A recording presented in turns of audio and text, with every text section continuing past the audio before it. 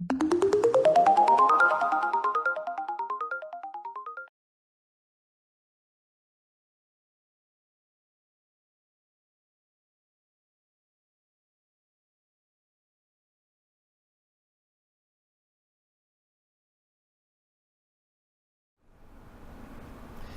sou Vânia Hungria, sou oncohematologista, sou professora adjunta da Faculdade de Ciências Médicas da Santa Casa de São Paulo e também sou diretora da Clínica São Germano. Bom, o nosso assunto hoje, vamos falar sobre o tratamento do mieloma múltiplo, agora sobre uma grande novidade no tratamento do mieloma múltiplo. Então, os anticorpos monoclonais são drogas já há muito tempo utilizadas no tratamento dos pacientes com câncer, mas só recentemente nós tivemos os anticorpos monoclonais no tratamento do mieloma múltiplo e agora com resultados muito relevantes. Hoje o nosso assunto vai ser o anticorpo monoclonal anti-CD38, especificamente o daratumumab. E o daratumumab já foi aprovado nos Estados Unidos ano passado, baseando-se nesse estudo, que é o estudo Sirius, onde foram tratados pacientes recidivados e refratários, que já tinham sido expostos a muitos tratamentos e como monoterapia. Então, no estudo Sirius, foi possível observar uma taxa de resposta para esses pacientes recebendo DARA de 29%, uma taxa de resposta global, com 3% de resposta completa stringent e com pacientes com very good partial response, ou resposta parcial muito boa, de 12%. E com esses dados, foi o primeiro anticorpo monoclonal com uma boa atividade em pacientes com mieloma múltiplo que tinham sido tratados com muitas linhas de tratamento. Essa medicação então foi aprovada nos Estados Unidos em dezembro de 2015. Muitos estudos foram desenhados com daratumumab, estudos com daratumumab para pacientes recém-diagnosticados, para manutenção e principalmente em combinações para pacientes recaídos. Então, este ano, outro estudo mais 2 estudos foram apresentados já resultados e publicados, que foi o estudo CASTO e o estudo POLLUX.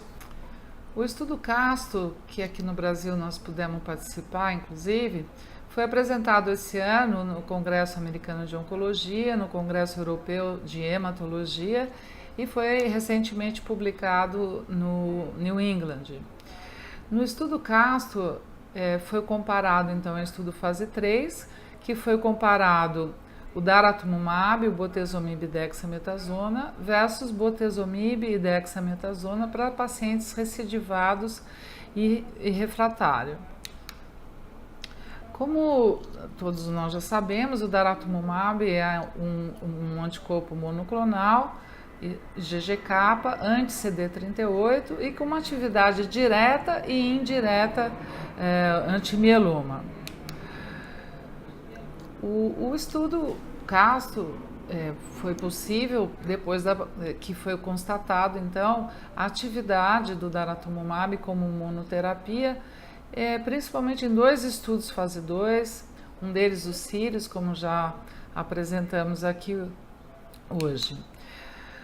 No desenho do estudo CASTO, um braço, então, com o Velcade, a Dexa e daratumumab, versus o Velcade e Dexa.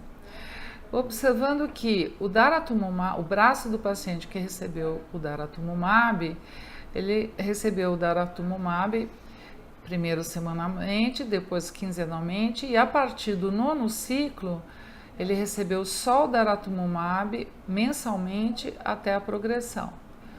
Então, nesse braço do daratumumab, o paciente seguiu o tratamento após o 9º ciclo. No outro braço, onde o braço do Velcade Dexa, os pacientes receberam o tratamento até o 8º ciclo. No desenho desse estudo, os pacientes elegíveis eram pacientes então com mieloma múltiplo, recidivado e refratário, com mais do que uma linha de tratamento. Então, poderiam ser pacientes com qualquer número de linhas de tratamento. E o endpoint primário nesse estudo é a sobrevida livre de progressão. Como nós podemos observar aqui, com relação às características dos pacientes, a idade dos pacientes nos dois braços, era uma idade mediana em torno de 64 anos, e observamos aqui que as linhas de tratamento dos pacientes, em torno de 45% a 48%, tinham realizado pelo menos uma linha de tratamento, e mais do que uma linha de tratamento, o restante, e observando que mais do que 3 linhas de tratamento, era 8,8% no braço do daratumumab e no braço sem o daratumumab de 11,3%. Ainda nós observamos aqui nessa tabela que os pacientes eram pacientes que já tinham recebido várias linhas de tratamento, incluindo transplante, inibidor de proteasoma, imunomodulador, pacientes que receberam já também as duas classes de drogas e pacientes também que já eram refratários à última linha de tratamento, era por volta de 30% em cada braço. Os pacientes foram incluídos entre setembro de 2014 e setembro de 2015 e até 11 de janeiro de 2016 foi quando foram entrados com esses dados que eu estou apresentando aqui. Vamos observar que num braço tinham 251 pacientes, outro braço 247 e o segmento mediano desses pacientes, o follow-up, foi de 7,4 meses. Bom, com relação à sobrevida livre de progressão, a sobrevida livre de progressão foi superior no braço do daratumumab e ainda não foi atingida a mediana, enquanto a sobrevida livre de progressão no braço do Velcade e dexametasona foi de 7,2 meses. O tempo para progressão no braço do daratumumab, a mediana não foi atingida, e no braço do Velcade e dexa, o tempo para progressão foi de 7,3 meses. Esses resultados são resultados realmente surpreendentes para esse grupo de pacientes que já receberam várias linhas de tratamento. Quando nós olhamos na análise dos subgrupos, idade, estadiamento, número de linhas, se recebeu o bortezomib anteriormente ou não, transplante, imunomodulador, se era refratário ao imunomodulador, se era refratário à última linha e também a função renal, nós observamos que para todos esses subgrupos houve vantagem para os pacientes que estavam no braço do daratumumab. Com relação à taxa global de resposta, a taxa global de resposta foi de 83% no braço do daratumumab, enquanto foi de 63% no braço que não recebeu o daratumumab. Observando ainda que 5% dos pacientes no braço do daratumumab atingiram resposta completa stringent, o que é muito difícil de se conseguir num paciente que seja refratário ou recidivado com várias linhas de tratamento. Quando nós consideramos, então, uma resposta parcial muito boa ou melhor, foi de 59% no braço do daratumumab e de 29% no braço que não recebeu o daratumumab. A duração, então, mediana de resposta não foi atingida no braço do daratumumab e no braço que não recebeu o daratumumab foi de 7,9 meses. Com relação aos eventos adversos, grau 3 e grau 4, no braço do daratumumab houve uma porcentagem maior de pacientes com trombocitopenia. Com relação à anemia, não houve muita diferença. Com relação à neutropenia, houve uma diferença. E com relação à linfopenia, houve uma diferença também, sendo maior no braço do daratumumab. Com relação, então, aos eventos adversos não hematológicos, A taxa de descontinuação do estudo devido ao evento adverso foi muito parecida, foi muito similar nos dois braços, nos braços do daratumumab e no braço que não recebeu daratumumab, especificamente 7,4% versus 9,3%. E a taxa de infecção foi também muito similar nos dois braços.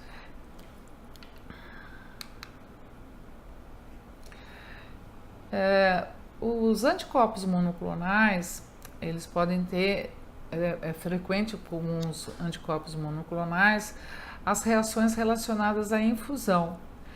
Neste estudo, no estudo CASTOR, foram relatados 45% dos pacientes obtiveram uma reação relacionada com a infusão, e é importante lembrar que 98% desses pacientes, na verdade, ocorreu na primeira infusão.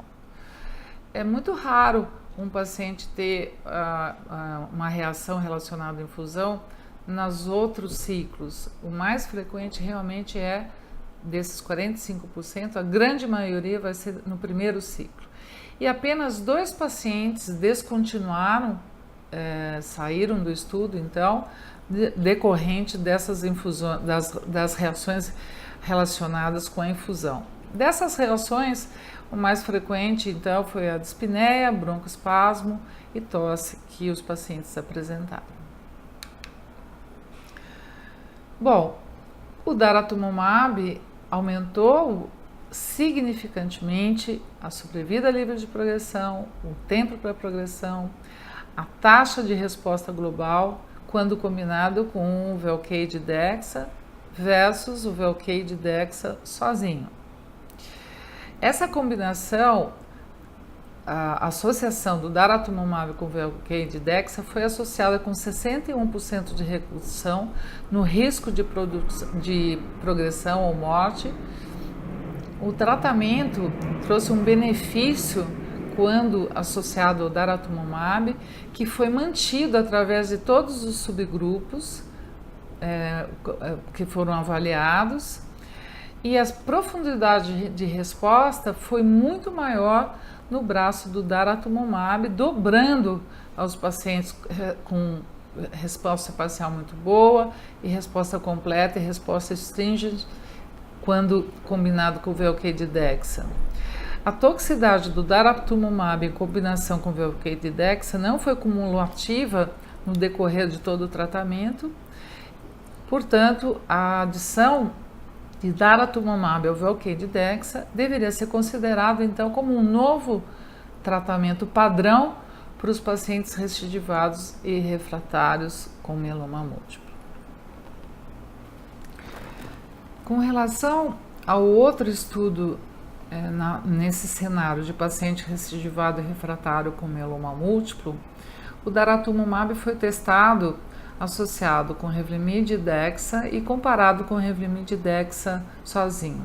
Esse é o estudo Pollux. O estudo Pollux foi mostrado esse ano no Congresso Europeu de Hematologia e foi recentemente publicado na revista New England. No estudo Pollux, os pacientes receberam então daratumumab no primeiro e segundo ciclo semanalmente, depois quinzenalmente e depois mensalmente. Nesse estudo, os pacientes elegíveis também eram pacientes que tinham recebido uma ou mais linhas de tratamentos e eram refratários ou recidivados. A sobrevida livre de progressão aos 12 meses foi de 83% no braço do daratumumab e de 60% no braço de Revlimid Dexa sozinho. Aos 18 meses, a sobrevida livre de progressão foi de 78% no braço do daratumumab e de 52% no braço do Revlimid Dexa, sendo uma sobrevida livre de progressão mediana de 18,4 meses no braço da Revlimid Dexa sozinho. Portanto, 63% de redução no risco de doença, progressão ou morte no braço onde teve a associação do daratumumab ao Revlimid e Dexa, resultados realmente surpreendentes para o tratamento dos pacientes nesse cenário de pacientes recidivados e refratários. A taxa de resposta global no braço do daratumumab foi de 93%, e no braço que não recebeu a dara foi de 76%.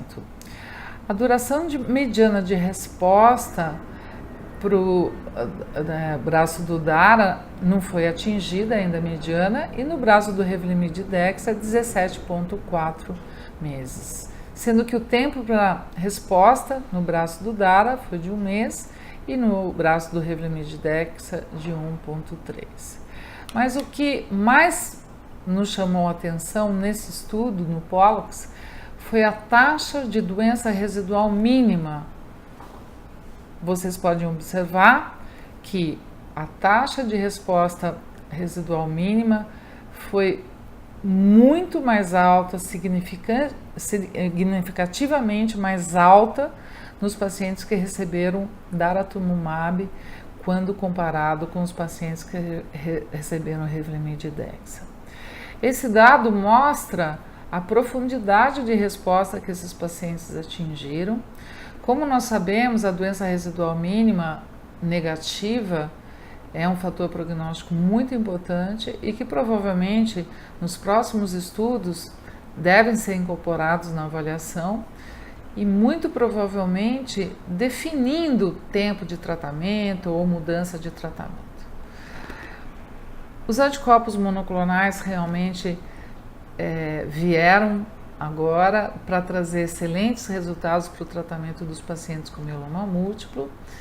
Hoje temos os resultados do uso do daratumumab no cenário dos pacientes recidivados refratários, mas estão sendo testados também, especificamente o anti-CD38, o daratumumab, em tratamento para pacientes em primeira linha, recém-diagnosticados, outras combinações para recidivado e refratário e também no cenário de manutenção dos pacientes com tratados com mieloma múltiplo. Acredito que num futuro muito próximo nós vamos entender melhor ainda qual o melhor momento para se usar o daratumumab, a melhor forma de aplicação, porque hoje o daratumumab é utilizado endovenoso, mas já existem estudos testando o daratumumab subcutâneo. Então, além de ser uma droga eficaz, é uma droga com uma toxicidade baixa, e a aplicação dessa droga, a partir do momento que seja possível ser aplicada de uma forma subcutânea, facilitará muito mais ainda a vida do paciente, trazendo o que é de mais importante para o paciente, que é uma vida tranquila e uma boa qualidade de vida. Obrigada.